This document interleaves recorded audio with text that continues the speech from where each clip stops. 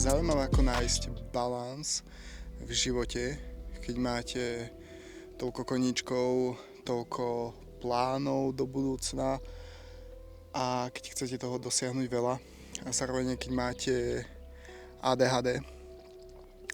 S tým, že ja natáčam videá, snažím sa v tom nejako presadiť, fotím, jazdím na kolobežke, snažím sa stihnúť fitko, mám aj normálnu prácu, 9 to 5 job, ako by povedali v dnešnej dobe.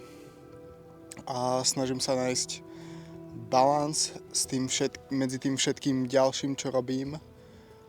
A s tým, že mám ADHD a niekedy sa snažím spraviť viacej vecí naraz, niekedy iba ležím v posteli a hlava pracuje viacej ako telo, tak je to ťažké.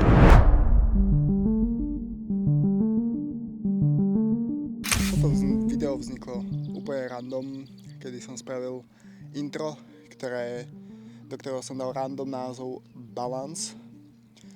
A od toho večera, ako som to video zeditoval, tak som začal premýšľať, že vlastne či mám vôbec nejaký balans ja v živote, alebo žijem spontánne, čo príde, ako príde. A zistil som, že žijem spontánne, robím, čo príde, ako príde, mám toho veľa, ale je v tom nejaký balans, je v tom nejaký systém, ktorý pre iných a častokrát aj pre mňa môže vyzerať dosť chaoticky. Všetko má nejaký systém a má to nejaký význam. Keď niečomu dáte význam, tak je to o to podstatnejšie a o to viac to môže ovplyvniť vás aj váš život. Vy vlastne ovplyvnite, čo je vo vašom živote dôležité, podľa toho, aký význam tomu vy osobne dáte. Mať ADHD je chaotická vec, keďže naša myseľ funguje úplne inak. Funguje teoreticky o mnoho viacej ako normálnemu človeku a funguje stále.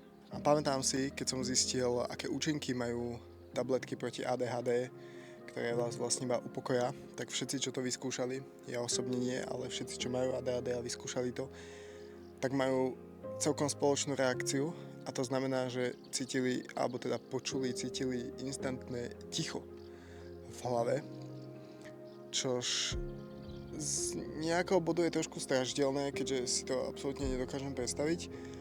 A z nejakého dôvodu to znie super, keďže zrazu nemusíš nad ničím premýšľať, nemáš nič v hlave a proste žiješ.